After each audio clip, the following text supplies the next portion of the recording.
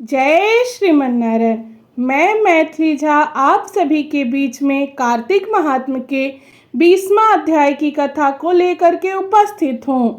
कार्तिक मास की आप सभी को ढेर सारी शुभकामनाएं। मैं कामना करती हूँ कि आप सभी के घरों में सुख शांति समृद्धि बनी रहे। आइए 20वां अध्याय की कथा को श्रवण करते हैं। धर्मदत्त बोला, तीर्थदान व्रत करने से पाप दूर हो जाते हैं, परंतु तू प्रेत योनि में है, इसीलिए मुझको अधिकार नहीं है। तेरी इस आत्मग्लानि को देखकर मेरा मन दुखी है। तेरा उद्धार किए बिना मन प्रसन्न नहीं होगा। 3 प्रेत योनि को दिलाने वाले तेरे पाप बड़े उग्र है। प्रेत योनि निंदित है, जो थोड़े पुण्य से नहीं छूटेंगे। अतः इस जन्म में जो मैंने कार्तिक का व्रत किया है, इसके पुण्य के आधे फल से तू श्रेष्ठ गति को प्राप्त हो। यज्ञ दान और तीर्थ यात्रा ये कार्तिक के व्रत की बराबरी नहीं कर सकते हैं। नारद जी बोले, यह कहकर धर्मदत्त ने द्वादशाक्षर मंत्र का उच्चारण करके जो मिला हुआ जल पुनः उसके ऊपर छिड़का। सोई प्रेत योनि छूट गई। जलती हुई अग्नि के समान दिव्य रूप धारण कर वह ब्राह्मण को प्रणाम कर हर्षित वाणी से बोली, हे द्विज श्रेष्ठ, तेरी कृपा से मैं नरक से छूटी। पापों में डूबी हुई मुझको आप निश्चय नौका रूपी हो। नारद जी बोले, तब कलहा ने देवताओं से युक्त प्रकाशमान विमान को देखा। पुण्यशील और सुशील नामक विष्णु के द्वारपालों ने कलहा को श्रेष्ठ विमान में बिठाया। धर्मदत्त ने विमान को विस्मय पूर्वक देखा और फिर उन गणों को देखकर धरती पर गिरकर प्रणाम किया।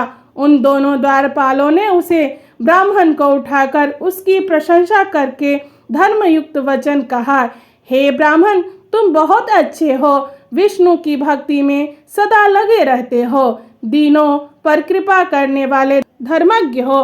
तुमने बचपन से लेकर जो कार्तिक व्रत किया, उसका आधा फल देने से कलहा के पूर्व जन्म के पाप नष्ट हो गए। तुम्हारे स्नान के फल देने से इसके पाप मिटे और हरि का जागरण आदि करने से इसके विमान मिला। नाना प्रकार के भोगों को भोगने अब वैकुंठ को जा रही है। तुमने जो दीप दान किया था, उससे इसे तेज मिला और तुलसी के पूजन तथा कार्तिक के व्रत से जो तुमने इसको पुण्य दिया था, सो यह विष्णु के समीप जाती है और तुम भी इस जन्म के अंत में परिवार सहित वैकुंठ को जाओगे।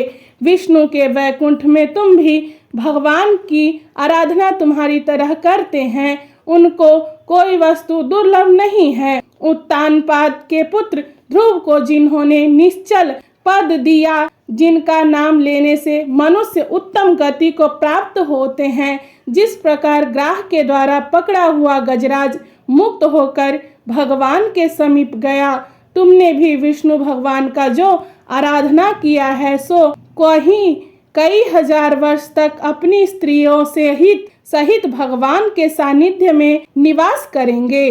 फिर पुण्य क्षीण होने पर पृथ्वी पर आओगे और सूर्यवंश में प्रसिद्ध राजा दशरथ होगे।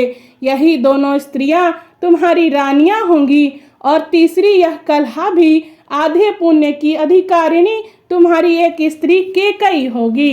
वहां भी विष्णु भगवान आपके समीप रहेंगे और तुम्हारे पुत्र होकर देवताओं का कार्य करेंगे।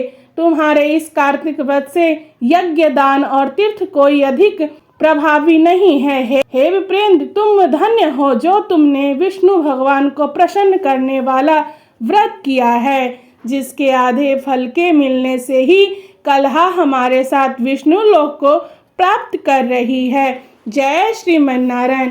एक विशेष निवेदन आप सभी को बताते हुए मन हर्षित हो रहा है कि आप सबके सहयोग से चल रही पवित्र संस्था YVCT वृंदावन अब ATG और 12A के सर्टिफिकेट के साथ कर मुक्त है। अर्थात अब आप जब भी दान करेंगे तो आपको आपके द्वारा दिए हुए दान के कारण आयकर में विशेष छूट की प्राप्ति होगी। आयकर छूट के लिए आपको अपना आधार कार्ड और पैन कार्ड का साफ फोटो भेजना होगा, फिर आपको आयकर में भी लाभ मिलेगा। देवोत्थान एकादशी 1 नवंबर 2025 से एकादशी फलाहारी सेवा पुनः प्रारंभ हो रही है। सभी सम्मानित सदस्य अपने सहयोग को QR कोड स्कैन करके शीघ्र भेज दे। आप जैसे दानवीरों के सहयोग से ही ऐसे आयोजन चलते रहते हैं। जय श्रीमन नारायण। यदि आप सभी को यह कथा पसंद आई हो तो हमारे YouTube चैनल को सब्सक्राइब करें तथा अपने मित्रों में अवश्य शेयर कर दे और कमेंट में अपनी राय अवश्य दे।